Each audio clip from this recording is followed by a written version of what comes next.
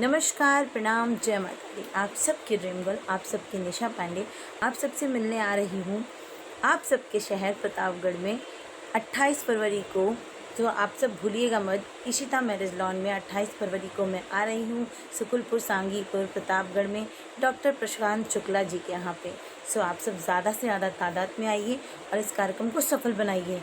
आप सबको मैं स्पेशली बता दूं कि इस कार्यक्रम का आनंद लेने इसलिए भी आइए क्योंकि इस कार्यक्रम में हमारे भोजपुरी फिल्मों के अभिनेता, कॉमेडी के स्टार, हम सबों के दिल के बहुत ही करीब रहने वाले और हम सबों को मतलब खूब सारा आशीर्वाद देते हैं।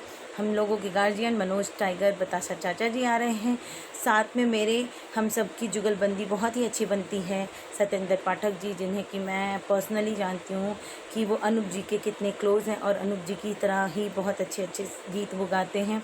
और साथ में हमारे बहुत सारी डांसर्स आ रही हैं। सो भूलिएगा मत, 28 फरवरी को सांगीपुर सुकुलपुर प्रतापगढ़ में आप सब इशिता मैरिज लॉन में ज़्यादा से ज़्यादा तादाद में आइए और इस कार्यक्रम का खूब सारा आनंद लीजिए।